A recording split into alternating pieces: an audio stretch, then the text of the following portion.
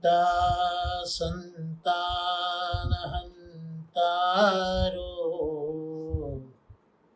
यत्पादाम्बुजरेणवः स्वीयानान्तान् निजाचार्यान् प्रणमामि मुहुर्मुहुः। यदनुग्रहतो जन्तुः सर्वदुःखातिगो भवेत् तमहं सर्वदा वन्दे श्रीमद्वल्लभनन्दनम्। सुलभ्य हृदि सर्वेशं श्रीगोपी जनवल्लभम्। गुणगानं मुदा कुर्वे तस्य तुष्टै स्वभावतः। वन्दे नन्दव्रजस्त्रीणाम् आदरेणुमभीक्ष्णशः। यासां हरिकथोद्गीतम्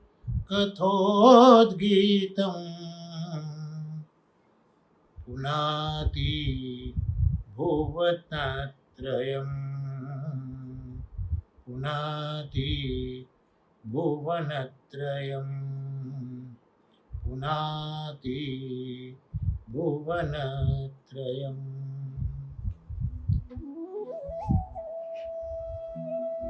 શ્રીમદ ભાગવતમાં પ્રથમ સ્કંદના પ્રથમ અધ્યાયમાં 3 શ્લોકો વ્યાસ મહર્ષિજીએ મૂક્યા છે. એમાં પ્રથમ શ્લોક શ્રી આચાર્ય ચરણો સમજાવે છે. મંગલાચરણનો પ્રથમ શ્લોક ગાયત્રી બીજ છે. મંગલાચરણનો બીજો શ્લોક એ બીજમાંથી થયેલું વેદ વૃક્ષ છે અને ત્રીજો શ્લોક એ વેદ વૃક્ષ ઉપર થયેલું ફલ શ્રીમદ ભાગવત છે. ગયા સત્સંગમાં ત્રીજો શ્લોક જે છે એનું અવગાહન શ્રી મહાપ્રભુજીની કૃપાથી અને પરમ ભાગવત શ્રી કૃષ્ણશંકર શાસ્ત્રીજી અને શ્રી નવનીત પ્રિય શાસ્ત્રીજીના આશીર્વાદથી આપણે શરૂ કર્યું હતું. તો આ ફલ શ્રીમદ ભાગવત એમાં વધારે આગળ એનું અવગાહન કરીએ એ પહેલાં આપણે થોડોક રિકેપ કરી લઈએ. જે પ્રથમ શ્લોક બીજ છે, જન્માદ્યસ્ય યતોન્મયાદિ તરતસ, એ જે શ્લોક છે એ બીજાત્મક શ્લોક. ત્યાં કહ્યું છે કે અમે જે આ ભગવાન છે એમનું ધ્યાન કરીએ છીએ, ભગવાનને અમે પ્રેમ કરીએ છીએ. તો અહીંયા એ સત્યાત્મક જે પ્રભુ છે એના વિશે અહીંયા વર્ણન કર્યું કે અમે સર્વશ્રેષ્ઠ જે સત્ય છે એ સત્યનું ધ્યાન કરીએ છીએ. પણ વિશ્વમાં આટલી બધી વસ્તુઓ છે, એમાં સર્વશ્રેષ્ઠ જો કોઈ હોય તો એ સત્ય છે, એવું આચાર્ય ચરણો સમજાવે છે. અને એવું સર્વશ્રેષ્ઠ સત્ય કોણ છે? આપણે પ્રથમ શ્લોક જે બીજ છે જન્માદ્યસ્ય, એને આપણે થોડુંક રિફ્રેશ કરી રહ્યા છીએ. તો સર્વશ્રેષ્ઠ સત્ય કોણ છે? તો એ પરબ્રહ્મ છે. હવે એ પરબ્રહ્મ કરે છે શું?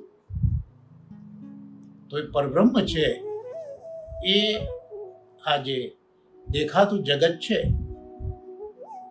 એ જગતની ઉત્પત્તિ કરે છે, એ જગતની સ્થિતિ એટલે કે પાલન કરે છે, અને એ જગતનો લય એટલે સંહાર પણ કરે છે. હવે આ જગતની રચના પરબ્રહ્મે કરી તો એ પદાર્થોમાં કઈ રીતે બિરાજે છે? કારણ કે જે આ જગતની રચના કરી છે એમાં જુદા જુદા પદાર્થો હોય, તો એ પદાર્થોમાં પરબ્રહ્મ કઈ રીતે બિરાજે છે, કઈ રીતે રહે છે? તો કે જે કાર્ય અને કારણ રૂપે આપણે જોયું હતું કે માટીમાંથી બનતો ઘડો, તો માટી એ કારણ છે અને ઘડો એ કાર્ય છે. તો જગતમાં જે કંઈ દેખાતા પદાર્થો આ પરબ્રહ્મે રચ્યા છે એમાં એ આ કાર્ય અને કારણ રૂપે રહે છે. અને આ પરબ્રહ્મ કેવું છે? તો આ પરબ્રહ્મ એક તો સર્વજ્ઞ છે અને સાથે સાથે એ સ્વયં પ્રકાશ પણ છે. ત્યાર પછી આ પરબ્રહ્મ જે સર્વજ્ઞ અને સ્વયં પ્રકાશ છે એનું સ્વરૂપ કેવું છે? તો એ પરબ્રહ્મનું એક સ્વરૂપ વેદાત્મક પણ છે, અને વિદ્વાનો છે એ વિદ્વાનોને આ પરબ્રહ્મનું સ્વરૂપ અને વેદાત્મક સ્વરૂપ એ મોહ પમાડે છે. ત્યાર પછી આ પરબ્રહ્મે બ્રહ્માજીને કંઈક આપ્યું છે. બ્રહ્માજીને શું આપ્યું છે? તો બ્રહ્માજીને વેદ આપ્યા છે. કેમ બ્રહ્માજીને વેદ આપ્યા? કારણ કે બ્રહ્માજી આદિ કવિ છે. એટલે જ્યાં જ્યાં પ્રભુના અવતારો થયા, પ્રાગટ્ય થવાનું હોય, ત્યાં ત્યાં બ્રહ્માજી જાય અને ભગવાનની સ્તુતિ કરે છે. માટે બ્રહ્માજી એ આદિ કવિ છે. તો આદિ કવિને આ રીતે વેદ આ પરબ્રહ્મે આપ્યા. હવે આ પરબ્રહ્મ સાકાર છે, તો જેમ આપણો આ દેહ છે એમાં દેહની સાથે ઇન્દ્રિયો છે, પ્રાણ, અંતઃકરણ વગેરે છે, તો આ પરબ્રહ્મમાં પણ આ દેહ, ઇન્દ્રિય, અંતઃકરણ વગેરે સૃષ્ટિ કેવી છે? તો કે છે બધી મિથ્યા છે. એટલે આપણને જે દેહ, ઇન્દ્રિય વગેરે છે એ પંચમહાભૂતના છે. પરબ્રહ્મમાં દેહ, ઇન્દ્રિય દેખાય છે, પણ એ આપણી જેવા પંચમહાભૂતના નથી. અર્થાત એ મિથ્યા છે. અને આ મિથ્યાપણું સમજવું કઈ રીતે? આ મિથ્યા જેવી સમજ કઈ રીતે મળે? તો જેમ જલ અને માટીમાં એકબીજાનો આભાસ થાય. ગરમીના દિવસો હોય, રણમાં જતા હોઈએ તો એની અંદર આપણને જલનો ભાસ થાય છે, મૃગજલ. કેવી રીતે જે જમીન છે એના પર કંઈક મોતી, માણેક વગેરે રાતના સમયે ચળકતા હોય તો આપણને અગ્નિનો પણ ભાસ કરાવતા હોય છે. અને સ્થિર જલ હોય તો તે આપણને ભૂમિ છે એવો પણ અનુભવ કરાવતા હોય છે. તો આમાં જે વસ્તુ છે એ વસ્તુ તરીકે નહીં દેખાતા અન્ય વસ્તુ તરીકે દેખાય.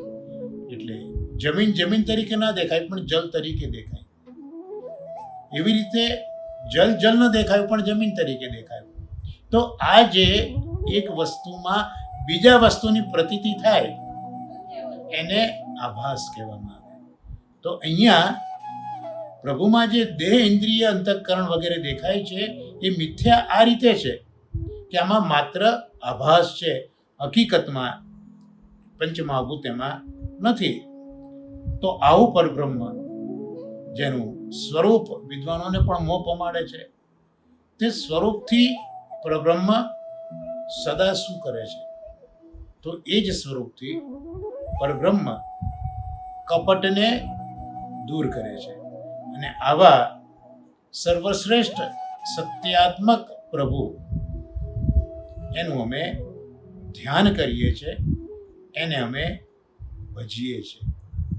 તો આ એક જ મંગલાચરણનો શ્લોક, એમાં ભગવાન શ્રી કૃષ્ણની ઓળખ પરબ્રહ્મ તરીકે આ એક જ શ્લોકમાં સત્યાત્મક છે, પરબ્રહ્મ છે, સત્યાત્મક છે એવા આ કૃષ્ણની ઓળખ આ પ્રથમ શ્લોકમાં આપી. અને ત્યાં સત્યમ શિવમ સુંદરમ જે પ્રકાર છે એમાં સત્ય સ્વરૂપ, સત્યાત્મક સ્વરૂપ એનું દર્શન અહીંયા વ્યાસ મહર્ષિજીએ કરાવ્યું. ત્યાર પછી બીજો જે શ્લોક છે એ બીજો શ્લોક એ બીજમાંથી થયેલું એક વેદ વૃક્ષ, એ વેદ વૃક્ષ જેને ધર્મ પ્રોઝિત કૈતવ અત્ર એ બીજા મંગલાચરણના શ્લોકની અંદર વર્ણવામાં આવ્યું છે. તો અહીંયા જે એનો અનુવાદ છે એને આપણે જોઈ લઈએ. તો આ જે શ્રીમદ ભાગવત છે એ ભાગવતમાં વર્ણન શેનું છે? તો એમાં ધર્મનું વર્ણન છે. પણ કેવો ધર્મ? પરમ ધર્મ. અને પરમ ધર્મ શા માટે? અહીંયા ધર્મ તો ઘણા શાસ્ત્રોમાં વર્ણિત છે જ, પણ ભાગવતમાં જે ધર્મ કયો એ પરમ ધર્મ કયો છે. શા માટે? કારણ કે આ જે ધર્મ જે અહીંયા ભાગવતમાં બતાવ્યો છે એ એક તો કપટ રહિત છે અને બીજું એ નિષ્કામ છે. એટલે ધર્મમાં પણ કપટ હોઈ શકે કે કારણ કે વિધિ કરવાની પણ કહી હોય, નિષેધ પણ કયો હોય, તો વિધિ નિષેધ છે એ કાપટ્ય છે. જ્યારે ભાગવતમાં એવું કાંઈ જ નથી. એટલે એમાં કપટ રહિત અને નિષ્કામતા છે, માટે એને આ ધર્મને પરમ ધર્મ તરીકે ગણ્યો છે. તો આ ધર્મનું આચરણ કોણ કરે છે? આ ધર્મ કોના માટે પ્રગટ કર્યો છે? તો કહે છે કે સંતોનો. પણ સંતો તો ઘણા છે, પણ એમાંય જે સંતો માત્સર્ય દોષ વિનાના અર્થાત ઈર્ષા વગરના છે એવા સંતોનો આ કપટ રહિત નિષ્કામ પરમ ધર્મ એ અહીંયા ભાગવતમાં વર્ણવ્યો છે. ટૂંકમાં અહીંયા જે બતાવેલો ધર્મ છે એ માત્સર્ય દોષ વિનાના જે સંતો છે એમનો ધર્મ અહીંયા વર્ણવ્યો છે. તો આ ધર્મ શું કરે છે? તો આ ધર્મ એ ત્રણેય પ્રકારના તાપ, ત્રિવિધ તાપ, આધિ વ્યાધિ ઉપાધિ, આધિ ભૌતિક, આધ્યાત્મિક, આધિ દૈવિક. તો આ પ્રકારના જે તાપ છે એને મૂળ સહિત ઉખેડીને ફેંકી દે છે. ત્રણેય તાપને નિર્મૂળ કરે છે, જેથી ફરી એ ઉપસ્થિત ના થાય. બીજું કામ કરે છે, કારણ કે ત્રણ તાપ નિર્મૂળ કરી દીધા એટલે પછી કલ્યાણ મળે, એટલે કલ્યાણ આપે છે. અને ત્રીજી વસ્તુ બતાવી કે દુનિયામાં જાણવા જેવું તો ઘણું જ છે, પણ ખરેખર વાસ્તવ છે ખરું? જે વસ્તુ આપણે જોઈએ છે એ વાસ્તવિક છે ખરી? અને વાસ્તવિક છે તો જાણવા જેવી છે ખરી? તો અહીંયા ભાગવતમાં જે વાસ્તવિક તત્વ છે, જે વસ્તુ છે એ અહીંયા ભાગવતમાં જાણવાની છે. અર્થાત અહીંયા જે પ્રથમ શ્લોકમાં વર્ણવ્યા ભગવાન શ્રી કૃષ્ણ પરબ્રહ્મ એને અહીંયા જાણવાના છે. એટલે એ ભગવાનની પ્રાપ્તિ છે. એટલે અહીંયા જ્યારે અને આ ભાગવતની રચના મહામુનિ વ્યાસજીએ કરી છે. તો જે ભાગવત હવે ઈશ્વર પ્રાપ્તિનું સાધન છે, તો પછી અન્ય શાસ્ત્રો કે સાધનોની કોઈ જરૂર ખરી? એવો અહીંયા પ્રશ્ન આ બીજા શ્લોકમાં પૂછ્યો છે કે ભાઈ પ્રભુ પ્રાપ્તિ જ એ આત્મકલ્યાણ કરનારી છે. અને એ જ્યારે શ્રીમદ ભાગવતમાંથી જ એ પ્રભુની પ્રાપ્તિ છે, તો અન્ય શાસ્ત્રો પાછળ મથવાની કોઈ જરૂર ખરી? કે જ્યારે ભાગવત પોતે જ એક સાધન બની ગયું કૃષ્ણની પ્રાપ્તિ માટેનું, તો પછી બીજા કોઈ સાધન કરવાનું પ્રયોજન ખરું? ટૂંકમાં કોઈ પ્રયોજન નથી એવું અહીંયા વ્યાસ મહર્ષિજી આ બીજા શ્લોકમાં કહેવા માંગે છે. અને આ ભાગવતનો પ્રભાવ તો એવો છે કે જ્યારે શ્રોતાઓ એ ભાગવતને સાંભળે છે, તે જ ક્ષણે એમના હૃદયમાં ભગવાનની સ્થાપના કરાય છે, ને એ સ્થાપના પણ શીઘ્ર. અત્યારનો તો સમય ઇન્સ્ટન્ટ છે ને, ઇન્સ્ટન્ટ બધાને જોઈએ છે, પણ એ શ્રોતા પુણ્યશાળી હોવો જોઈએ. તો એને ભાગવત જેવું સાંભળ્યું તો હૃદયમાં શીઘ્રતાથી ભગવાનની સ્થાપના કરાય છે. તો મંગલાચરણનો આ બીજો શ્લોક એ ગાયત્રી બીજમાંથી થયેલું વેદ વૃક્ષ છે. એટલે પ્રથમ શ્લોકમાં સત્ય છે સ્વરૂપ, બીજામાં શિવમ એ સ્વરૂપ બતાવ્યું. અને હવે જે આપણે ગયા સત્સંગમાંથી ત્રીજો શ્લોકનું અવગાન શરૂ કર્યું છે, એ શ્લોક આપણે સાથે બોલીએ. મંગલાચરણનો ત્રીજો શ્લોક. પહેલા બે શ્લોકો છે એ આપણે શાર્દુલ વિક્રીડિત છંદમાં બોલતા હતા. શાર્દુલ એટલે સિંહ. એ જે ક્રીડા કરે એ જ્યારે ચાલતો હોય તો ધીરે ધીરે ચાલતો હોય અને આજુબાજુ એ બધું જોતો હોય. તો જે અવલોકન છે એને પણ શાસ્ત્રે બે પ્રકારના કયા છે. એક સિંહાવલોકન અને બીજું જે વ્યંગ પક્ષીઓ છે એમણે કરેલું અવલોકન. વ્યંગ એટલે પક્ષી. તો પક્ષી તો ઝડપથી ઉડતા હોય એટલે ઝડપથી જોતા હોય, એ વ્યંગાવલોકન છે. જ્યારે સિંહાવલોકનમાં જેમ સિંહ ધીમે ધીમે ચાલતા પોતાની ડોકને ફેરવતો બધું જોતો હોય, એ સિંહાવલોકન છે. અને એટલે શાર્દુલ વિક્રીડિત પણ આવી રીતે ધીરે ધીરે ધીરે ગવાતો એક છંદ છે, સિંહના ડગલાની જેમ.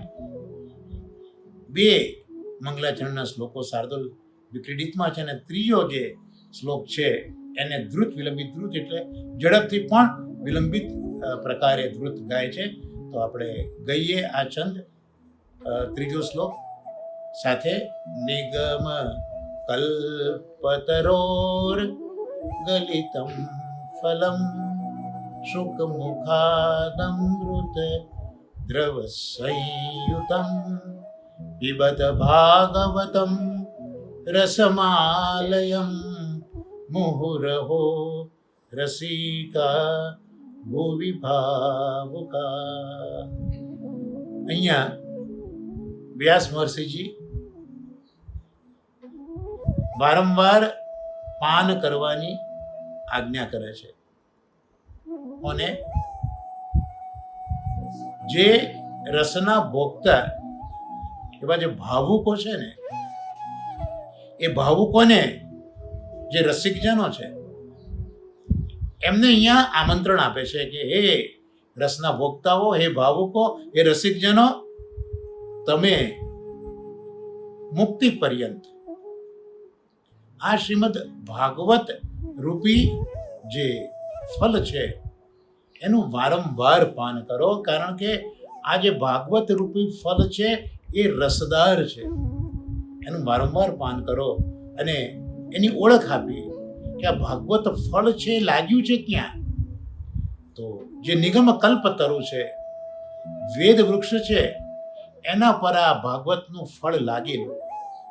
પણ એ ફળ વિશિષ્ટ એટલા માટે છે કે એ ફળ ગલિત ફળ છે, ગળી પડેલું છે. કારણ કે ફળ જે છે એ 4 વિધાથી પ્રાપ્ત થતા હોય. એક વૃક્ષ ઉપરથી તૂટેલું ફળ હોય, તૂટી ગયું હોય, એની મેળે છે. બીજું તોડેલું ફળ હોય, કોઈ કે કંઈક પથ્થર માર્યો કર્યો હોય તો એ તોડેલું ફળ હોય. ત્રીજું વેડેલું ફળ હોય, એટલે કોઈક સાધનથી વેડે અને ઉતારે ઝાડ ઉપરથી. અને ચોથું ગલિત થયેલું ફળ હોય. તો વેદ ઉપરના જે આ ફલ છે એને પરમ ભાગવત દાદાજીએ સમજાવેલા કે એ વેદનું જે તૂટેલું ફળ છે ને એ કર્મ માર્ગ છે. એટલે યજ્ઞમાં એનો સમાવેશ થઈ જાય, જે બહુ અઘરું છે સાંપ્રત કાળમાં, કારણ કે દેશ કાળ દ્રવ્ય કરતા મંત્ર કર્મ આની શુદ્ધિ નથી. માટે આ યજ્ઞો એ કલિયુગમાં આચાર્ય ચરણો કહે છે કે એ બધું છોડીને કૃષ્ણ એવા ગતિર્મમાં. ત્યાર પછી તોડેલું ફળ, તો જે તત્વજ્ઞાન છે, કારણ કે વેદની અંદર આ બધું જ છે. વેદમાં કર્મ માર્ગ પણ છે, વેદમાં તત્વજ્ઞાન પણ છે, વેદમાં ભક્તિ અને ઉપાસના પણ છે. તો આ જુદા જુદા ફળ છે, પણ એના જુદા જુદા પ્રકાર બતાવ્યા. એટલે જે તોડેલું ફળ છે એ તત્વજ્ઞાન છે, જેને ઉત્તર મીમાંસા તરીકે ઓળખાય. પણ તત્વજ્ઞાનમાં પ્રવેશ કોનો હોય? જે મનીષીઓ હોય, જે બુદ્ધિજીવીઓ છે, એનો પ્રવેશ આ તત્વજ્ઞાનમાં થાય. બધાનો તત્વજ્ઞાનમાં પ્રવેશ ન પણ થાય. અને આ બધા ફળ હજી પક્વ નથી થયા, એમાં હજી ખટાશ છે, પૂર્ણ રસ નથી. ત્યાર પછી ત્રીજું જે ફળ છે એ વેડેલું ફળ છે, સાધનથી ઉતારેલું વેડ્યું હોય. તો એ છે ઉપાસના, ભક્તિ ઉપાસનાને કહ્યું. એ રસ એમાં ભરાયો છે, પણ હજી સંપૂર્ણ એ રસરૂપ થયું નથી, હજી થોડું કાચું છે, સંપૂર્ણ રસ નથી થયો. જ્યારે શ્રીમદ ભાગવત તો ગળેલું ફળ છે, અર્થાત એ ભાગવત સમગ્ર રસાત્મક છે. એમાં રસ જ છે, એમાં રસ સિવાય બીજું કાંઈ જ નથી. ગોટલા છોતરા રેસા એ એમાં નથી, માત્ર ને માત્ર રસ છે. તો આવું આ જે ભાગવત છે એ વેદનું ગલિત ફલ છે. અને મૂળ તો એ જે ફળ હોય ગલિત એ અત્યંત પક્વ હોય. અને પક્વ છે એવી ખબર ક્યારે પડે? શુક પોપટ પક્ષી એના ઉપર ચાંચ મારે તો જે એકદમ રસમય છે, રસાત્મક છે એ ફળ ઉપર હંમેશા પોપટ એની ચાંચ મારે તો આ શ્રી સુખદેવજી છે એના મુખ દ્વારા આ પૃથ્વી ઉપર પડેલું છે. સુખદેવજી એના પર ચાંચ મારી છે, અને એટલે એ અમૃત રસથી ભરપૂર છે. તો આવા શ્રીમદ ભાગવતનું વારંવાર તમે પાન કરો એવું વ્યાસ મહર્ષિજી આ ત્રીજા શ્લોકમાં કહે છે. તો અહીંયા સત્યમ શિવમ સુંદરમ પૈકીનું જે સુંદર સ્વરૂપ ઠાકોરજીનું છે તે અહીંયા બતાવ્યું છે. અને ત્રીજા શ્લોકમાં એ જે ગાયત્રી બીજ એમાંથી થયેલું વેદ વૃક્ષ અને એના ઉપર લાગેલું એક આ ફલ જે ગલિત થયું છે અને સુખદેવજીના મુખમાંથી એ નિર્ગલિત થયું છે, એવા આ ભાગવતની સમજ આ ત્રીજા શ્લોકમાં આપી છે. એમાં જે નિગમ કલ્પતરોર ગલિતમ ફલમ એ જે પ્રથમ શ્લોકની શરૂઆત છે એ આપણે ગયા સત્સંગમાં એને આપણે જોવાનો એક પ્રયત્ન કર્યો હતો. હવે વ્યાસજી છે તો મહામુનિ છે, આપણે બીજા શ્લોકમાં જોયું, અને એમને સમાધિમાં આ દર્શન કર્યું છે. અને એ સમાધિમાં એમને જે ભાગવત જોયું ને, પ્રગટ કર્યું ને, એ 14 રસ વાળું છે. તો 14 રસ કયા કયા છે? તો એક તો જે સાહિત્યમાં પ્રગટ બતાવ્યા છે એ શૃંગાર રસ. ભરતમુનિએ નાટ્યશાસ્ત્રમાં 8 પ્રકારના રસ બતાવ્યા છે: શૃંગાર, હાસ્ય, કરુણ, રૌદ્ર, વીર, ભયાનક, બીભત્સ અને અદ્ભુત. આ 8 સાહિત્યની અંદર બતાવેલા રસો છે. ત્યાર પછી બૌદ્ધિઝમ આવ્યું, એમને એક 9મો શાંત રસ બતાવ્યો, અને આચાર્ય ચરણોએ 10મો રસ ભક્તિ રસ એની અંદર સંમિલિત કર્યો. તો શ્રીમદ ભાગવતમાં એ રસાત્મક છે ને, એટલે 10 રસ એમાં છે. અને એ ઉપરાંત એમાં 4 પુરુષાર્થો પણ બતાવ્યા છે: ધર્મ, અર્થ, કામ અને મોક્ષ. તો આચાર્ય ચરણો આ 4 પુરુષાર્થોને પણ રસ તરીકે ઓળખાવે છે. એટલે શ્રીમદ ભાગવતમાં 14 રસ વાળા ભગવાન બિરાજે છે.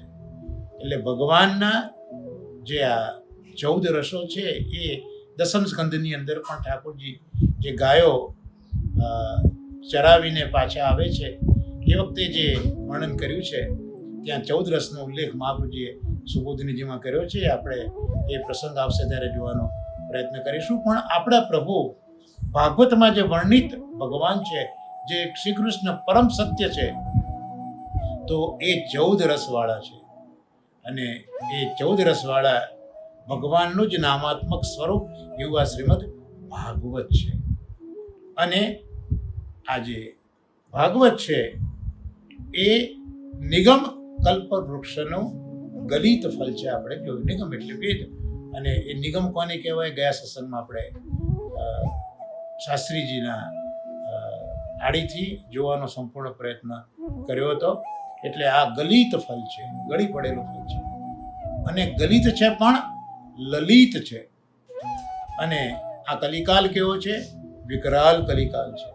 તો વિકરાલ કલિકાલમાં આ ગલિત થયેલું લલિત ભાગવત ફળ એ કોઈને પોતાના સંપ્રદાયમાંથી, પોતાના માર્ગમાંથી, પોતાના કર્તવ્યમાંથી ચલિત થવા દેતું નથી. એવું આ ગલિત અને લલિત ફલ શ્રીમદ ભાગવત છે. અને હંમેશા એ ભગવાનનું જે જ્ઞાન કરાવે છે માટે આ નિગમ છે એટલે વેદ. અહીંયા જે કલ્પ વૃક્ષ વેદને કયા છે, પણ અહીંયા મહાપુરુજી આજ્ઞા કરે છે કે અહીંયા અલંકાર નથી. આપણે એમ કહીએ કે ભાઈ કલ્પવૃક્ષ રૂપ વેદ જે છે તો એ વેદ રૂપ કલ્પવૃક્ષ. તો અહીંયા એ જે અલંકાર છે એ મહાપુરુજી સ્વીકારતા નથી. આ બહુ સ્પષ્ટ મહાપુરુજીએ આજ્ઞા કરી છે. કારણ કે ભાગવતમાં બધું જ સત્યાત્મક છે અને વાસ્તવ વસ્તુ કઈ જે આપણે આગલા મંગલાચરણમાં શ્લોકોમાં જોઈ. એટલે શ્રીમદ ભાગવતમાં બધું સત્યાત્મક છે. અને જે આ અલંકારો છે એ અલંકારો તો કલ્પિત છે. જેણે અલંકારો મૂકે અને પોતાની બુદ્ધિથી આ બધું ગોઠવ્યું છે. અને જે માણસે એની બુદ્ધિથી વિચાર કર્યો હોય તો એ વ્યક્તિના દોષ હોય. એટલે હંમેશા કલ્પના એ દોષવાળી છે એવું મહાપ્રભુજી બહુ સ્પષ્ટપણે માને છે અને સ્વીકારે છે. અને ભાગવતમાં તો બધું સત્યાત્મક છે, વાસ્તવ છે. માટે અહીંયા જે રૂપક અલંકારો છે એ મહાપ્રભુજી પોતે સ્વીકારતા નથી. જે કંઈ છે તે બધું વાસ્તવિક છે, સત્ય છે. એટલે અહીંયા જે વેદ છે એ વેદ રૂપ કલ્પવૃક્ષ એવું મહાપ્રભુજી નથી સ્વીકારતા, પણ વેદ પોતે જ સ્વયં કલ્પવૃક્ષ છે એમ મહાપ્રભુજી કહે છે.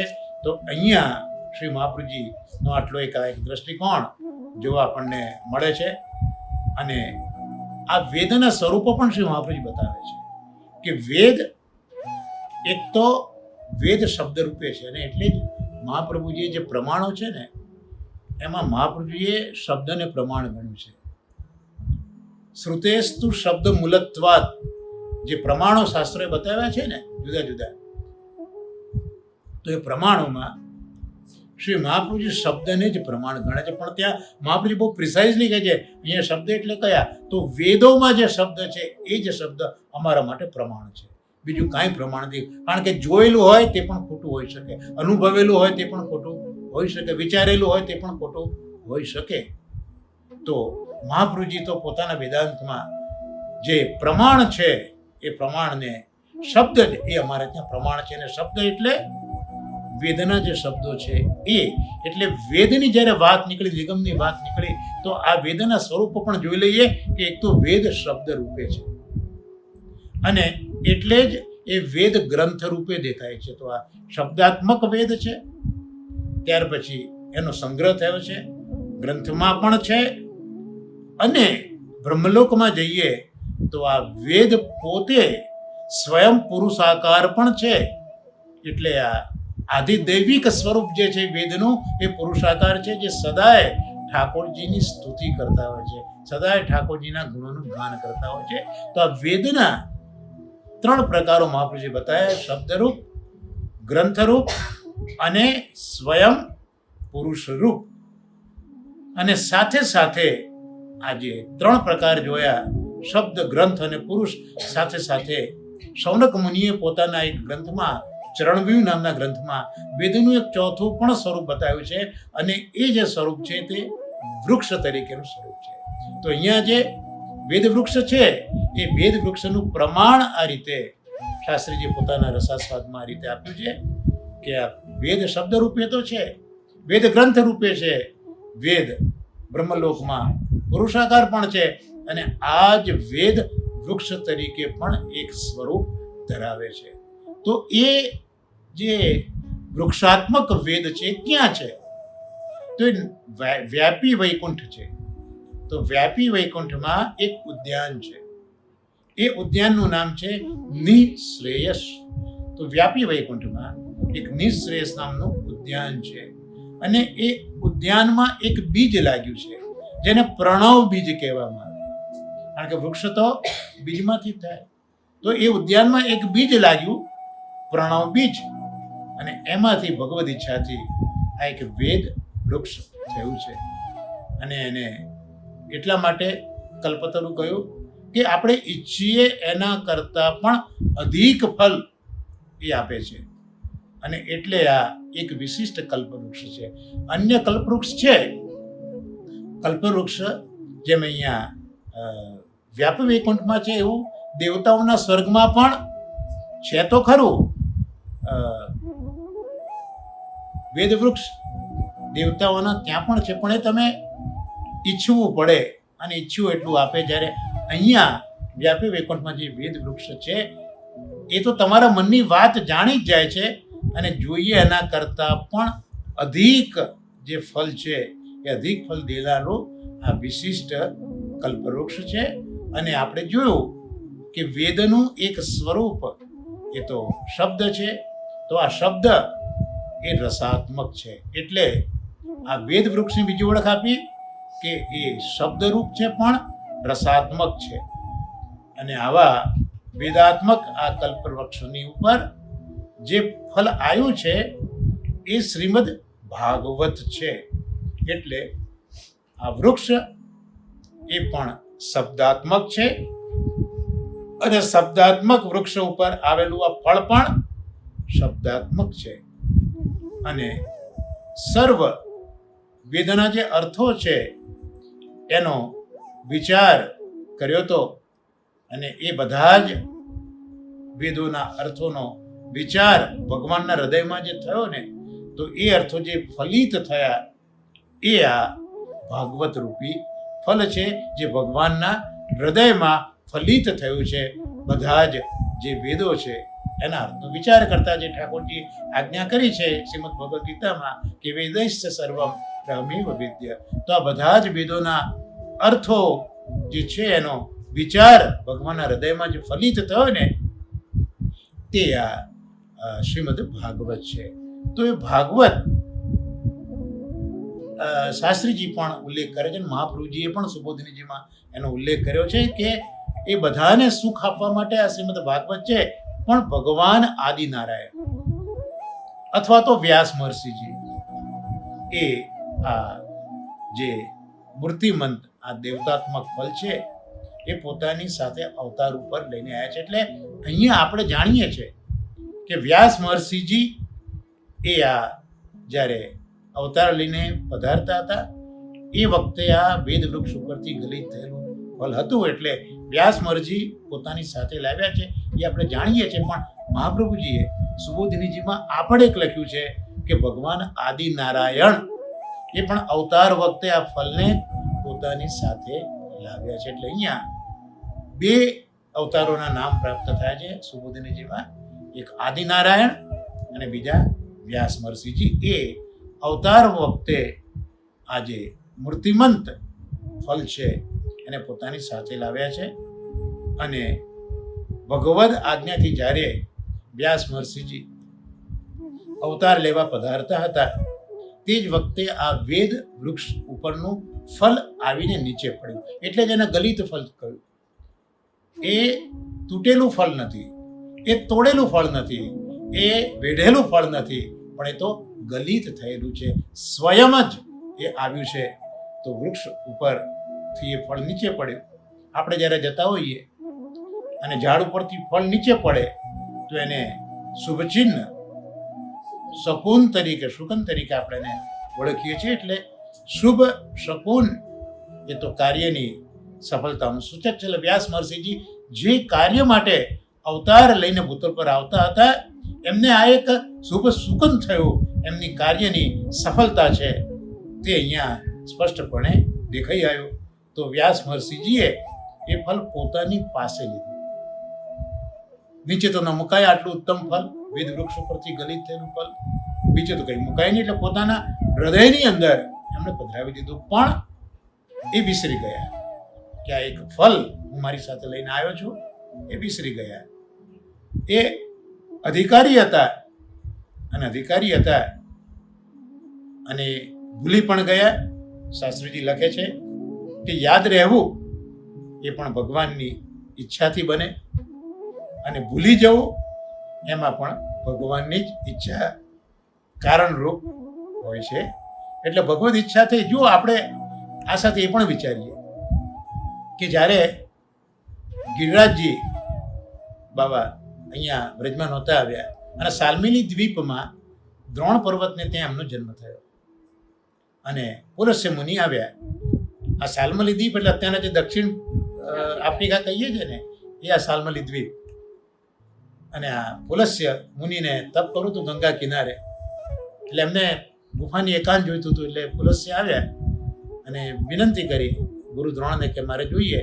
હવે એ તો 3 ભાઈઓ હતા. એક તો આ ચરણાટ, આ ગિરિરાજ અને કાંતાના હતા. 3 ભાઈઓ કહેવાય, 3 પર્વત ભાઈઓ છે, દ્રોણના દીકરા છે. એટલે પુલસ્ય મુનિએ માગ્યો તો ગુરુ દ્રોણ પોતાના દીકરાને ક્યાં એકદમ આપે? તો કવિ તમે પૂછો અને આવું હોય તો તમે લઈ જાઓ. તો આ ગિરિરાજજી તૈયાર થયા, પણ એક શરત મૂકી કે તમારે મને નીચે મૂકવાનો નહીં. એ કન્ડિશન, જો નીચે મૂક્યો તો ત્યાંથી પછી હું ફરી ઊભો નહીં થયો, ત્યાંથી ઉઠીશ નહીં. અને પોલીસ મુનિએ કીધું કે અમને એમનું તો યોગ બલ હતું એટલે તો આટલા મોટા પર્વતને ઉચકીને લાવી શક્યા. હવે એ નીકળ્યા અને જ્યાં જ્યાં કાશીની નજીક આવતા ગયા ત્યાં રસ્તામાં વ્રજ આવ્યું. એ વ્રજ જોયું એ વખતે આ ગિરિરાજજીને યાદ આવી, ભગવાને યાદ કરાયું કે અહીંયા મારે પ્રગટ થવાનું છે, તમારી કંદરામાં છે, અહીંયા મારે ક્રીડા કરવાની છે. તો એ ભગવાને આ ગિરિરાજજીને યાદ કરાયું અને પુલસ્ય મુનિએ જે વરદાન હતું એ ભગવાને ભૂલાયું અને એ ભૂલી ગયા અને પર્વતને નીચે પધરાયો. તો ભગવાન જ બધું યાદ કરાવે છે અને ભગવાન જ બધું ભૂલાવે છે. તો આ ભગવાનની લીલા છે. એટલે મને તો હસતા હસતા ઘણી વખત મારા માટે એવું લાગે કે હું ભૂલી જાઉં, તો એવું લાગે ચલો ભગવાનની ઈચ્છા છે કે હું ભૂલી ગયો, પણ આપણા માટે આ બધું નથી. આ તો બધા મહાન પુરુષો માટે છે. એટલે અહીંયા ભગવદ ઈચ્છા હતી, વ્યાસજી પોતે ભૂલી ગયા, એ પણ ભગવાનની ઈચ્છા જ હતી. અને ભગવાનને હવે પાછું યાદ કરાવવું છે યોગ્ય સમયે, યોગ્ય ક્રીડા, યોગ્ય લીલા ભગવાને કરવી છે. એટલે નારદજીને મોકલે છે. નારદજી આવે છે અને નારદજી યાદ કરાવે છે ઘરે, વ્યાસ મહર્ષિજી આપ જ્યારે ભૂતલ પર પધારતા હતા ત્યારે આપે તો આ જે ગલિત ભાગવતનું ફળ હતું એને આપે તો હૃદયમાં પ્રસ્થાપિત કર્યું હતું, આપને મળ્યું હતું અને તમે ભૂલી ગયા. અને વ્યાસ મહર્ષિજીને યાદ આવે છે. નારદજી પોતે વ્યાસજીને સમાધિ કરવાનો આદેશ કરે છે. કારણ કે આ બધું મહાપ્રભુજીએ ભાગવતાર્થ ઇત્યાદિમાં સમજાવ્યું છે કે વ્યાસ મહર્ષિજી મૂળ તો જ્ઞાન કલાનો અવતાર છે. એટલે જ્ઞાન કલાવાળાને પ્રમાણ બહુ જોઈએ. એમનો અધિકાર જ એ રીતનો છે કે નારદે કહ્યું પણ એમને સ્વીકારી ના લીધું. જો બાકી તો આ પરંપરા જોઈએ આપણે તો ઠાકોરજીએ સૌથી પહેલા બ્રહ્માજીને આ ચતુશ્લોકી ભાગવત આપ્યું, બ્રહ્માજીએ નારદજીને આપ્યું. જ્યારે નારદજીએ એ વ્યાસજીને આપ્યું, કહ્યું પણ ખરું પણ વ્યાસજીનો અધિકાર એ નહોતો. અને મૂળ તો જ્ઞાનાવતારે સંપૂર્ણ જ્ઞાન કલાનો અવતાર છે. એટલે એ શ્રદ્ધા ક્યારે બેસે? જ્યારે એના દર્શન થાય ત્યારે. એટલે નારદજીએ એમને સમાધિ કરવાનો આદેશ આપ્યો. અને સમાધિમાં એમણે બસ એ જ જે હૃદયમાં છુપાયેલું હતું, શ્રીમદ ભાગવત જે હૃદયમાં સ્થાપિત કર્યું હતું, એ જ ભાગવતના સમાધિમાં દર્શન થયા. જે ખોઈ ગઈ વસ્તુ હતી એ જડી ગઈ. ઘણી વખત આવું બનતું હોય કે મણી આપણી પાસે જ હોય પણ ગામમાં આપણે એને શોધ્યા કરતા હોય, એવું બનતું હોય છે. એટલે અહીંયા વ્યાસજીને એ સમાધિમાં વસ્તુ મળી ગઈ, એ દર્શન થયા. અને વ્યાસજી જો કેટલી અદ્ભુત લીલા ઠાકોરજીની છે કે શ્રીમદ ભાગવત છે એ તો ભક્તિ જનિકા સંહિતા છે. ભક્તિ જનિકા સંહિતા છે તો નારદજી પોતે તો ભક્તિના પ્રચારક છે જ. ભક્તિના પ્રચાર માટે ભગવાને નારદજીને જ મૂક્યા છે કે ભક્તિનો પ્રચાર કરો. જ્યારે વ્યાસજી તો જ્ઞાન કલાના અવતાર છે, પણ ભગવાનની તમે ખૂબી જુઓ કે એ જ્ઞાન કલાના અવતાર પાસે ભક્તિને પ્રગટ કરાવે છે. આ ભગવાનની અદ્ભુત લીલા, જેથી લોકોને ભક્તિમાં વધારે દ્રઢતા થાય. નારદજી તો ભક્તિ માટે છે તો એ જ ભક્તિની વાત કરે તો બધાને કોકને લાગે કે ભાઈ આ તો ભક્તિના ઉપાસક છે ને ભક્તિની વાત કરે છે. પણ જ્યારે વ્યાસજી તો જ્ઞાન કલાનો અવતાર છે, એના મુખે ભક્તિની વાત કરાવી. આમ ભક્તિની અધિકતા જ્ઞાન કરતા છે એમ ઠાકોરજી પ્રસ્થાપિત કરવા માંગે છે. આચાર્ય ચરણોએ એ જ આજ્ઞા કરી પોતાના સોળજ ગ્રંથમાં કે ભક્તિ માર્ગ છે જ્ઞાન માર્ગ કરતા અધિક છે, એવી સોળજ ગ્રંથમાં મહાપ્રભુજી પણ આજ્ઞા કરે છે. આમ જે ભાગવત છે એ તો એક ભક્તિની ધ્વજા છે. પણ ભક્તિની ધ્વજા ક્યારે રોપાય? એક દંડો હોય તો રોપાય. તો આ જ્ઞાન રૂપી દંડા ઉપર ભાગવત રૂપી જે આ ધ્વજા છે ભક્તિની, એ ઠાકોરજીએ બહુ અદ્ભુત રીતે લહેરાવી દીધી છે. એ આ જે છે મહાત્મ્ય જે ભાગવતનું, એ અહીંયા જોવા મળે છે. તો વ્યાસે સમાધિમાં શું જોયું છે? એક તો પૂર્ણ પુરુષ ભગવાન, જે પ્રથમ શ્લોકમાં આપણે જોયા ને, પરબ્રહ્મ પૂર્ણ બ્રહ્મ, એના દર્શન કર્યા. બીજું માયાથી થતું બંધન જોયું છે. અને ત્રીજું ભક્તિથી થતી મુક્તિ જોઈ છે. આ ત્રણ વસ્તુ સમાધિમાં એમણે જોઈ છે. હવે એ જે ભાગવત છે એ પોતાના પુત્રને એ શીખવે છે. તો ઝાડ પર જે પેલું ફળ છે એમાં જ્યારે રસ પૂરેપૂરો ભરાય ત્યારે જે ફળ નીચે ગળી પડે છે. એટલે શ્રીમદ ભાગવતમાં પૂરેપૂરો રસ છે, એટલે વેદ વૃક્ષ ઉપરથી એ ગળી પડ્યું છે. અને ભગવાનના કેવા છે તો ભગવાનને ભક્તની ચિંતા છે. એટલે હંમેશા ભગવાન ભક્તની ચિંતા પરવશ છે. તો એ ભગવાનના હૃદયમાં જે પેલું વેદ વૃક્ષ છે ને, એના ગુપ્ત અર્થો બધા હૃદયમાં પ્રગટ થયા. અને એ જે ફલ, એ જે રહસ્ય, એ શ્રીમદા ભાગવત એ આ રીતે ગળી પડ્યું. અને જે ફલ ઉપર પોપટ ચાંચ મારે એ વધારે મીઠું હોય. એટલે સુખદેવજીના મુખમાંથી પણ એ જ પ્રેમ પરવશપણે ગાન રૂપે આ ગલિત થયું છે. એટલે વેદ વૃક્ષ ઉપરથી તો ગલિત થયું, પણ સાથે સાથે સુખદેવજીના મુખમાંથી પણ આ જે છે ફલ એ ગલિત થયું છે. અને સુખદેવજી તો અત્યંત વૈરાગ્યપૂર્ણ છે, એટલે એમને ભાગવત ફલિત થયું. કારણ કે આપણે જોયું કે જે અધિકાર લીલા છે એમાં સુખદેવજીનો ઉત્તમ અધિકાર, કારણ કે એમનામાં વૈરાગ્ય છે. અને માટે જ એમને આ ભાગવત ફલિત થયું. એમના હૃદયમાં ભક્તિ રસ બિરાજે છે. કારણ કે મૂળ તો ભગવાન શંકરનો અવતાર છે. ભલે મર્યાદા ભક્તિ તો મર્યાદા, પણ ભક્તિ તો છે જ ને.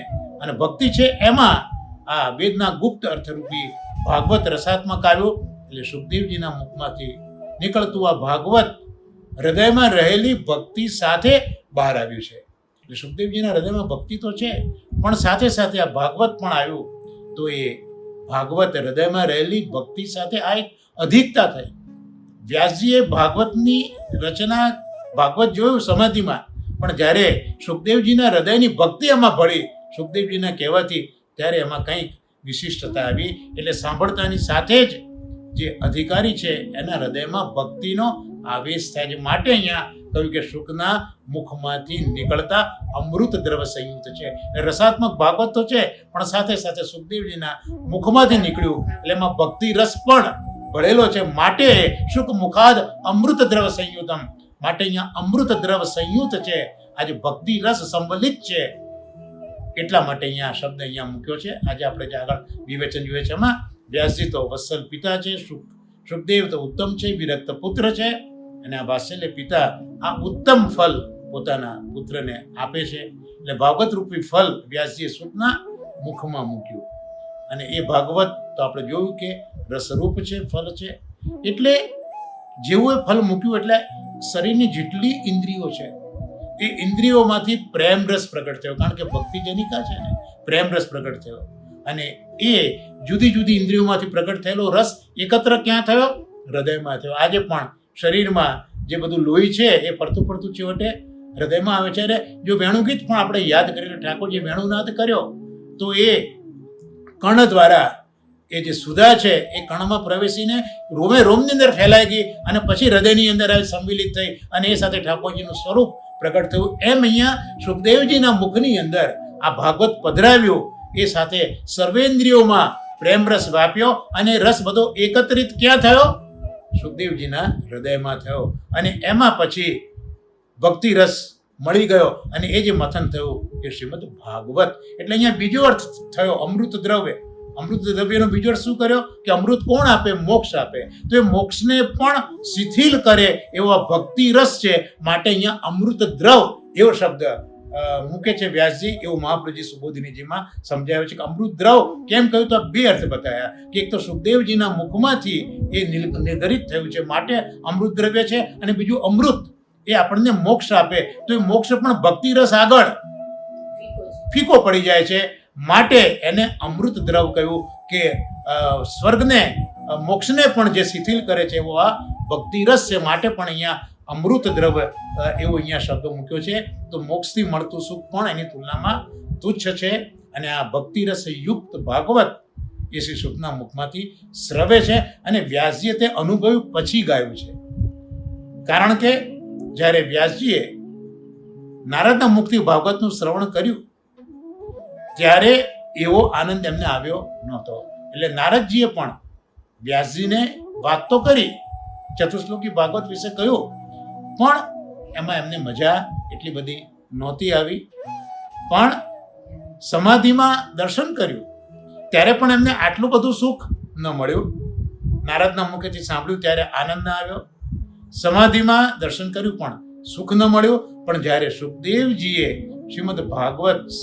સુખદેવજીને ભાગવત ભણાવ્યું ત્યારે પણ એ રસનો અનુભવ એમને ન થયો. પણ પરીક્ષિતની સભામાં ગંગા કિનારે જ્યારે સુખદેવજી કથા કરતા હતા એ વખતે વ્યાસજી ત્યાં પધાર્યા છે અને સભામાં બેસીને શ્રોતા તરીકે એમને આ સાંભળ્યું છે.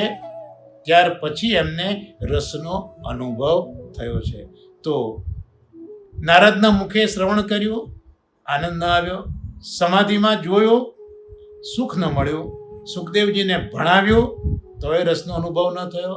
પણ જ્યારે સુખદેવજીના મુખે સાંભળ્યું ત્યારે એમને રસનો અનુભવ થયો. અને રસના અનુભવ થયા પછી એમણે આ લખ્યું કે સુખ મુખાદ અમૃત દ્રવ સંયુતમ. જે શ્રીમદ ભાગવતનો સાચો રસાનુભવ એ તો શ્રી શુકના મુખમાંથી ભાગવત સાંભળતા જે થયો એ જ સાચો આનંદ છે. માટે એમને ભલામણ કરી કે પીબત ભાગવતમ રસ પીબત, પીઓ પીઓ, તમે ભાગવતનું પાન કરો. તો પાન તો પ્રવાહી હોય એનું થાય ને. તો ભાગવત આમ તો જોવા જઈએ તો શબ્દાત્મક છે, કારણ કે વેદ શબ્દાત્મક છે, ભાગવત શબ્દાત્મક છે, પણ એ શબ્દ રસ અહીંયા ભાગવતમાં બિરાજે છે. માટે કહ્યું પીવો. અને પાન કર્યું કોને કહેવાય? જ્યારે બહાર રહેલી કોઈક વસ્તુ હોય એને ઇન્દ્રિય દ્વારા અંદર ઉતારીએ એને પાન કર્યું કહેવાય. તો અહીંયા કર્ણ દ્વારા આપણે આ ભાગવતનું પાન કરવાનું છે. અને ભાગવત સાંભળ્યા પછી જો હૃદયમાં ન ઉતરે તો આપણું પાન પાકું નથી, કાચું છે એવું માનવું. એટલે હંમેશા ભાગવતનું પાન કરીએ તો હૃદયમાં પ્રભુ પધારે. વ્યાસજીનો ઉપદેશ સાંભળવા માટે નથી અહીંયા વ્યાસજી શ્રવણ માટે નથી આજ્ઞા કરતા. ખરેખર તો જીવનું કર્તવ્ય ભાગવતના બીજા સ્કંદમાં બતાવશે શ્રવણ કરવું તે, પણ વ્યાસજી અહીંયા આજ્ઞા કરે છે કે પીબત, તમે આનું પાન કરો. એટલે વ્યાસીનો ઉપદેશ પાન કરવા માટે છે, અને પાન તો હંમેશા રસનું જ થાય, તેથી રસમ કહ્યું. તો શ્રીમદ ભાગવત ભલે શબ્દાત્મક છે પણ શબ્દ રસ એની અંદર ભરેલો છે, માટે ભાગવત રસનું પાન કરજો. અને પાન કેટલી વાર કરવાનું? એક વાર, બે વાર ના, હા, અટકી ન જતા. વ્યાસ મહર્ષિ કહે છે અટકી ન જતા, મુહ વારંવાર તમે પાન કર્યા જ કરો. અને જેને સાચો રસ શ્રીમદ ભાગવતમાં લાગે ને, એ વારંવાર એનું પાન કર્યા વિના પછી રહી શકતો જ નથી. આ ભાગવતનું મહાત્મ્ય છે. સામાન્ય માણસ પણ આ વાત સમજી શકે છે, છતાં વ્યાસજી કહે છે કે વારંવાર એ રસનું પાન કરજો. ભાગવતના રસમાં તરબોળ થયેલા વ્યાસજી રસ પરવશપણે ઉપદેશ કરે છે કે પીબત ભાગવતમ રસમાલયમ મુહુ. વ્યાસજી માત્ર શ્રવણ કરવાનું નથી કહેતા, પાન કરવાનું કહે છે. ભાગવતના શબ્દો સાંભળતા તેનો અર્થ સમજાય તો આખો એનો સ્વાદ જુદો આવે. એટલે જ આપણે શાસ્ત્રીજીની પ્રેરણાથી ભાગવતાર્થ અને સુબોધિની જે ભણીએ છીએ, જેથી આ જે ભાગવતના શબ્દો છે એનો અર્થ આપણને સમજાય તો પછી એનો સ્વાદ આખો જુદો આવે. અને તો જે પાન કર્યું કહેવાય એવું આ ભાગવત એ ફલ છે, રસ છે, એમાં કાઢી નાખવા જેવું કંઈ નથી. ભાગવતના બે સ્વરૂપ છે, એક તો ફલ અને બીજો રસ. આ જે ફલ છે એમાં રસ તો હોય, પણ રસ કાઢ્યા પછી છોડા ગોટલા વગેરે રહે, એ આપણે ફેંકી દઈએ. જ્યારે ભાગવતમાં આ રસ લીધા પછી છોડા કે ગોટલા જેવું કાંઈ જ બાકી રહેતું નથી. તો આવું ફલ હોય એવો વિચાર આવે તો ભાગવત એ રસ છે, સંપૂર્ણ રસમય છે, એમાં કશું કાઢી નાખવા જેવું નથી. શ્રીમદ ભાગવત સંપૂર્ણ રસ છે, એનું પાન કરવાનું. જેમ આપણે આગલા સત્સંગમાં જોયું કે પેલા દાણા વગરના પણ દાડમ હોય, દ્રાક્ષ પણ દાણા વગરની હોય, આ બધા રસરૂપ છે. એવું શ્રીમદ ભાગવત પણ રસરૂપ છે. ને આવા ભાગવતનું જે પાન કરીએ તેમાં ભગવાનમાં પ્રીતિ થાય, પ્રભુ પ્રગટ થાય, પ્રભુમાં પ્રવેશ મળે. તો ત્યાં સુધી વારંવાર પાન કરો, જીવનની છેલ્લી ક્ષણ સુધી, અથવા તો મોક્ષની ઈચ્છાને પણ છોડી દો અને એનું પાન કર્યા કરો. આ આલય શબ્દ અહીંયા સૂક્યો છે, જે કહ્યું છે ને આલયમ. તો વારંવાર એટલે મોક્ષની ઈચ્છા પણ છોડી દો, વારંવાર પાન કરો. અને આના માટે રસિક અને ભાવુક લોકો માટે આવું પાન છે. રસિક એટલે રસિક કામ વર્જિતા હા, હરિરાયચરણો આજ્ઞા કરે છે. જેમનામાં લૌકિક કામ નથી, બધા રસિકો છે. એ બધા તો જે ભગવાન રસોપૈસ છે એમની જ કામના કરે છે. અને આવા લોકો ભગવાનના રસને સમજી શકે, અને આવા લોકો ભાવના કરવામાં ચતુર છે. તો આવા ભાવુક લોકો છે એમને અહીંયા પાન કરવાનું કહ્યું છે. તો રસિક અને ભાવુક લોકોને આ શ્લોકની અંદર, ત્રીજા શ્લોકમાં પાન કરવાનું કહ્યું. શાસ્ત્રીજીના રસાસ્વાદમાંથી આપણે જોયું. અને હવે જે આપણો આજનો બીજો જે છે પુરુષોત્તમ સહસ્ત્રનામ, એમાં 22મું નામ છે ભક્તિ પ્રવર્તક. એટલે ભગવાનને અહીંયા ભક્તિ અને ભક્તિ માર્ગનો પ્રચાર કરનારા કયા. ત્યાંના જ આપણે આ ત્રીજા શ્લોકની અંદર નારદજીની વાત કરી, વ્યાસજીની વાત કરી. તો ઠાકોરજી પોતે જ ભક્તિ અને ભક્તિ માર્ગનો પ્રચાર કરનારા છે. જો 11મા સ્કંદમાં જોઈએ તો ઠાકોરજીએ ઉદ્ધવજીને સ્વમુખે ભક્તિ સમજાવી છે. એવી રીતે ઠાકોરજીએ સ્વમુખે અર્જુનને ભક્તિ સમજાવી છે. આમાં અર્જુન અને ઉદ્ધવ એ બંને ગૃહસ્થ છે. તો એ ગૃહસ્થને ઠાકોરજી આ ભક્તિ જેવું એક અમોઘ રહસ્ય છે એ સંભળાવ્યું છે. તો સ્વમુખે ઉદ્ધવ અને અર્જુનને, કારણ કે એ ગૃહસ્થી છે, અને ગૃહસ્થી આ જો ભક્તિનું પાલન કરે તો ભક્તિનો પ્રચાર અને પ્રસાર એ થવાનો જ છે. કારણ કે ગૃહસ્થ લોકોની સંખ્યા વધારે છે. તો આ ભક્તિનો પ્રચાર, ભક્તિ માર્ગનો પ્રચાર ઠાકોરજીએ આ રીતે કર્યો. એટલે પ્રચાર અને પ્રસાર પણ એવા વ્યક્તિઓ દ્વારા પ્રભુ કરાવે છે કે જેથી એની ઇમ્પેક્ટ પડે. શ્રી ગોસાઈજી મહારાજે પણ પુષ્ટિ માર્ગનો પ્રચાર ચાચાજી દ્વારા કરાયો. કારણ કે ચાચાજીનું આચરણ જ એવું હતું કે લોકો સામે ચાલીને એ માર્ગને સ્વીકાર આવતા કે તમે કયો ધર્મ પાળો છો. કારણ કે આચાર જો તમારો હશે તો જ પ્રચાર થશે. માત્ર ભાષણો કરવાથી કોઈ દિવસ કોઈ વસ્તુનો પ્રચાર થઈ શકતો નથી. એટલે અહીંયા ઉદ્ધવજી અને અર્જુનના મુખે ભક્તિ અને ભક્તિ માર્ગનો પ્રચાર કર્યો. એવી જ રીતે નારદ, સુખદેવજી અને સૂતજી દ્વારા પણ શ્રી ભાગવતની કથાના માધ્યમથી ભક્તિ માર્ગનો પ્રચાર ઠાકોરજીએ કર્યો છે. આ ભાગવત તો વ્યાસ મહર્ષિજીની સમાધિ ભાષા છે. આપણે હમણાં જ જે મંગલાચરણના 3 શ્લોકો જોઈએ છે એમાં આ બધું ખૂબ જ ઊંડાણપૂર્વક અને બને એટલું સમજાય રીતે મહાપ્રભુજીના અનુગ્રહથી અને બંને પરમ ભાગવતો શાસ્ત્રીજી અને દાદાજીના માધ્યમથી આપણે આ બધું જ 3 શ્લોકમાં છેલ્લા સમયથી વાગોળ કરીએ જ છે. અને વ્યાસ મહર્ષિજી તો સંપૂર્ણ જ્ઞાન કલાનો અવતાર છે અને જ્ઞાન અવતાર દ્વારા જ ભક્તિ સંહિતાનો પ્રચાર, એ જ ભક્તિ પ્રવર્તક ઠાકોરજીની ઓળખ અહીંયા સ્પષ્ટ કરે છે. આપણે જોયું કે જ્ઞાનરૂપી દંડા ઉપર ભક્તિની ધ્વજા એ લહેરાઈ દીધી છે. આવું શાસ્ત્રીજી બહુ વખત પહેલાં વડોદરામાં કથા કરતા હતા. દર રવિવારે કોકો હું જતો ત્યાં શાસ્ત્રીજીએ આ પ્રકારે રજૂઆત વ્યાસજીની અને ભક્તિ ભાગવતની કરી હતી કે જ્ઞાનના દંડા ઉપર ભક્તિની ધ્વજા આ રીતે ઠાકોરજી લહેરાઈ છે.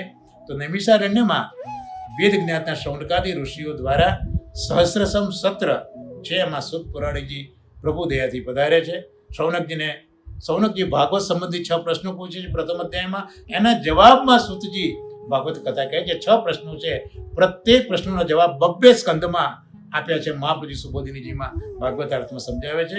અને આ બધું જ કેમ થયું છે? પ્રભુની પ્રેરણાથી જ આ બધું થયું છે. એટલે ભગવાને આ કથાના માધ્યમથી કૃપા કરીને જે કર્મની મુખ્યતાવાળા ઋષિઓ છે, કારણ કે શૌનકાદી ઋષિઓ છે તો કર્મની મુખ્યતાવાળા છે, અને એટલે ઋષિઓના હૃદયમાં ભક્તિ માર્ગનું સ્થાપન કર્યું છે. એટલે આપણે હવે ભાગવતાર્થમાં જોઈશું કે જે કૃષ્ણના અવતાર વિશે પૂછ્યું છે તો સુતજી તરત જવાબ નથી આપતા. પહેલા કૃષ્ણ વિશે સમજાવે છે. ત્યાં મહાપ્રભુજી ખૂબ અદ્ભુત ભાવ પ્રકાશ કરશે, કારણ કે આ ઋષિઓ કર્મમાર્ગી છે, યજ્ઞવાળા છે. એમને કૃષ્ણના સ્વરૂપનું જ્ઞાન જ નથી. એટલે જ્યાં સુધી કૃષ્ણના સ્વરૂપનું જ્ઞાન ન થાય ત્યાં સુધી એમના અવતારનું કારણ કહેવાય નહીં તો એમને સમજ જ ન પડે. બહુ મહાપ્રભુજીએ સ્પષ્ટપણે કહ્યું છે. એટલે મહાપ્રભુજી એક આ પરિપાટી બાંધી છે કે જ્યાં સુધી સ્વરૂપનું જ્ઞાન ન થાય ને ત્યાં સુધી એ સ્વરૂપ વિશે બહુ વાત કરવી નહીં. આવું મહાપ્રભુજીએ ભાગવતાર્થમાં બહુ સ્પષ્ટપણે લખ્યું છે. ધીરે ધીરે આપણે જોઈશું. ત્યારે તે જે કર્મ માર્ગની મુખ્યતાવાળા ઋષિઓના હૃદયમાં પણ ભક્તિ માર્ગનું સ્થાપન કરવું છે. તો આ રીતે 22મા નામની અંદર ભક્તિ પ્રવર્તક એવું નામ પ્રગટ કર્યું. તો ભક્તિ પ્રવર્તકાય નમઃ એવા ભાગવત ભગવાનને નમસ્કાર, દંડવત પ્રણામ કરીને આજનો આ સત્સંગ એ આપણે સુખદેવજીના ચરણ કમલમાં નિવેદિત કરી આશ્રયનું પદ બોલી અને આપણા સત્સંગને વિરામ આપીશું. સાથે બોલીએ દ્રઢઈન ચરણન કેરો ભરોસો, દ્રઢઈન ચરણન કેરો શ્રી વલ્લભ નખ ચંદ્ર છટાબિન સબ જુગ માજ અંધેરો ભરોસો, દ્રઢઈન ચરણન કેરો સાધન और नहीं आकली में जासु होत निवेरो, सूर कहा कहे दुविधा धरो बिना मोल को चेरो भरोसो, दृढ़ चरणन के। श्री गोवर्धन नाथ की जय, श्याम सुंदर श्री अમને મહારાણી की जय, श्री आचार्य श्री महाप्रभु जी की जय. સર્વે વૈષ્ણવને મારા અને વર્ષાના ભગવત સ્મરણ અને વંદન.